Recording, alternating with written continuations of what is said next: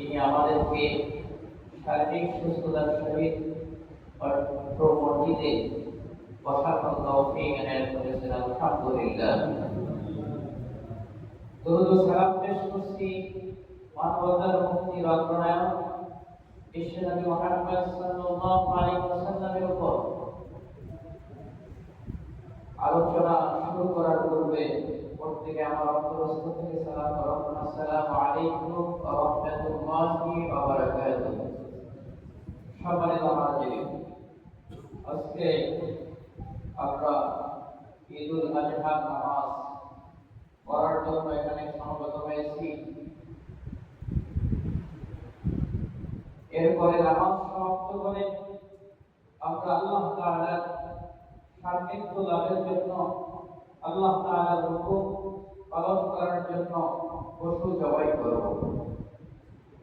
এই পশু যে জবাই করব, এটা মূল উদ্দেশ্য কি? আল্লাহর সন্তুষ্টি।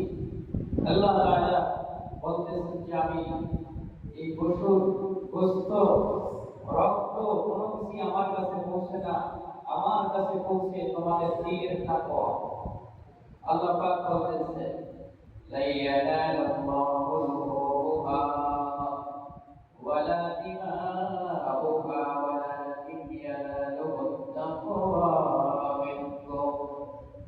আল্লাহ পাক বলতেছেন আমার কাছে, আমি আল্লাহর কাছে তোমাদের গোশত, রক্ত কোনো কিছুই পৌঁছে না, বরং পৌঁছে আমি আল্লাহ তাআলার কাছে তোমাদের দিনের তাকওয়া।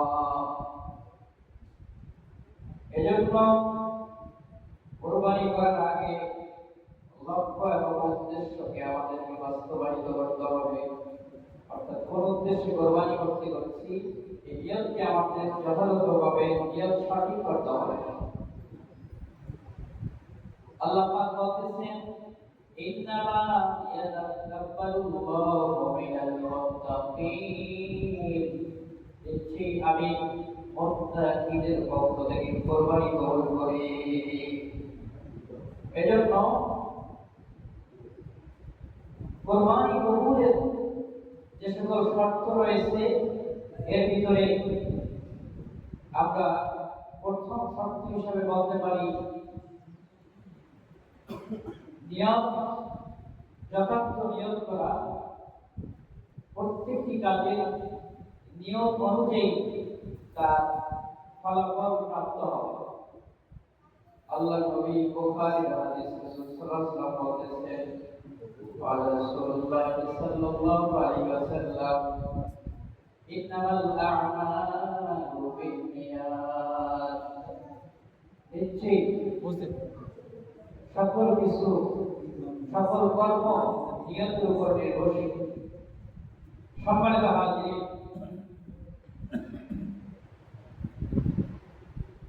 হযরত ইব্রাহিম আলাইহিস সালাম কে আল্লাহ তাআলা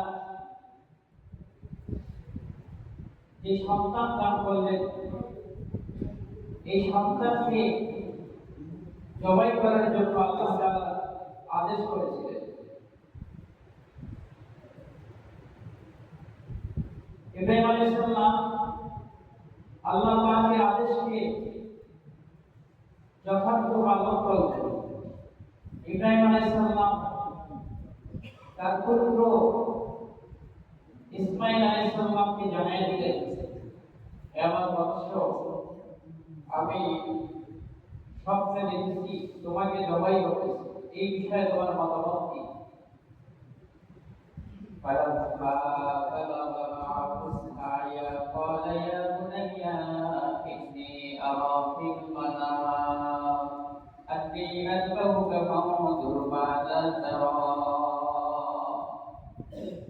যখন ইব্রাহিম আলাইহিস সালামের পুত্র ইসমাঈল আলাইহিস সালাম চলাফেরার বয়সে উপনীত হয়েছে, ইব্রাহিম আলাইহিস সালাম পুত্রকে বলল, হে আমার বৎস, নিশ্চয়ই আমি স্বপ্নে দেখেছি আমি তোমাকে জবাই করতেছি, ফানজুর মাযা তারা, এই বিষয়ে তোমার মতামত কি? কে প্রশ্ন করছে? পিতা প্রশ্ন করছে পুত্রকে, তোমার মতামত কি? তখন ইব্রাহিম আলাইহিস সালামের পুত্র বলতেছে, ইয়া আবাতি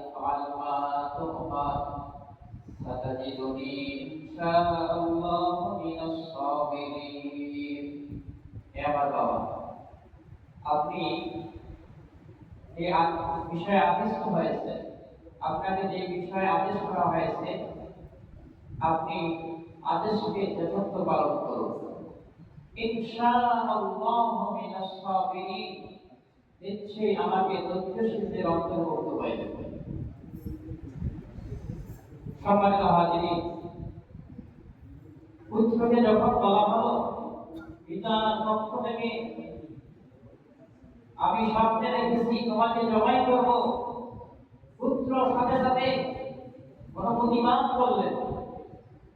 পুত্র সাথে সাথে বলে ফেললেন, ফানজুর মাযা তারা, হে আমার পিতা, আপনাকে যে আদেশ করেছে আপনি সেটাই করুন।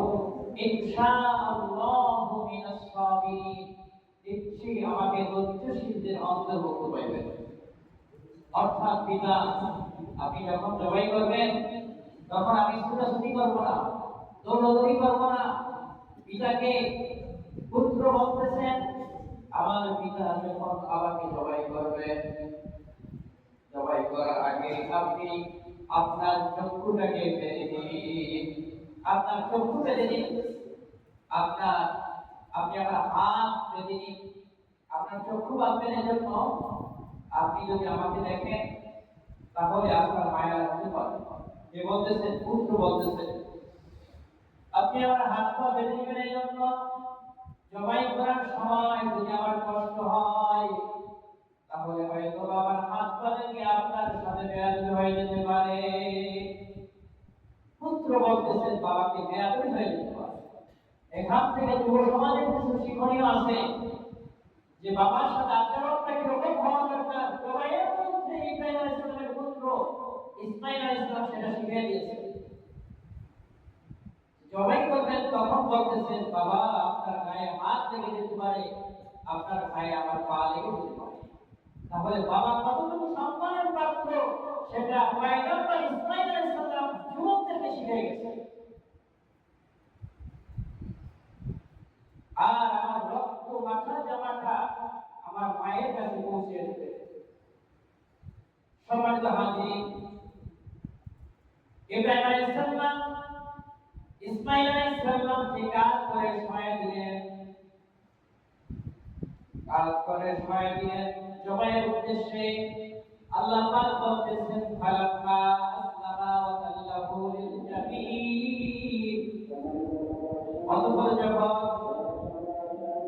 পিতা পুত্র উভয় আত্মসমর্পণ করলো, উভয় আত্মসমর্পণ করলো, মানে আত্মসমর্পণ করার মানে আল্লাহ আদেশ করছেন, এই আদেশ পালনের জন্য উভয় যথার্থ সচেষ্ট হলো। পিতাও যেভাবে রাজি, পুত্র যেভাবে রাজি। ফালাম্মা আসলামা ওয়া তাল্লাহু লিল জাবিন, তাকে কাজ করে শোয়া দিলেন। কাকে? ইসমাঈল আলাইহিস সালামকে কাজ করে শোয়া দিলেন। আল্লাহ পাক বলতেছেন, জবাই করার উদ্দেশ্যে কাজ করে শোয়াইছেন। আল্লাহ পাক বলতেছেন, ওয়ালা তাইনাহু আইয়া ইব্রাহিম, আল্লাহ পাক বলতেছেন, হে ইব্রাহিম, قد صدقت الرؤيا إنا كذلك نجزي المحسنين, তুমি কি সত্যি সত্যি তোমার স্বপ্ন বাস্তবায়িত করতে চাইতেছো? কি বলতেছেন? আল্লাহ থেকে বলতেছেন ইব্রাহিম, ইন্না قد صدقت الرؤيا, সত্যি সত্যি তোমার স্বপ্নকে বাস্তবায়িত করতে চাইতেছো। কাযালিকা নাজজিল মুহসিনিন, এভাবে আমি আল্লাহ তাআলা মুহসিনদের পরীক্ষা করে থাকি। আমার তো উদ্দেশ্য ছিল না তোমার সন্তানকে জবাই করা, আমার উদ্দেশ্য ছিল না। আমি তোমার দিনের অবস্থা দেখতে চেয়েছি। ইব্রাহিম, তোমার দিনের অবস্থা আমি দেখতে চেয়েছি। তুমি কি আমার হুকুম পালন করো কিনা এটা আমি পরীক্ষা করতে চেয়েছি। সুবহানাল্লাহ। আল্লাহ বলতেছেন, ইন্না হাযা লাহুয়াল বালাউল মুবিন, এটা স্পষ্ট পরীক্ষা মাত্র ইব্রাহিম, এটা তো আমার পক্ষ থেকে পরীক্ষা।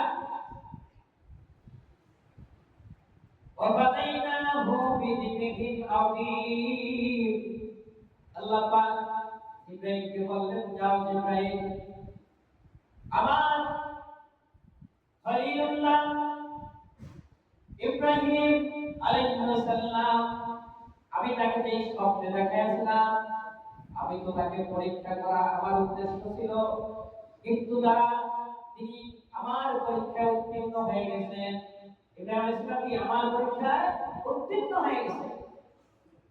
যাও আমার খলিলুল্লাহ পুত্র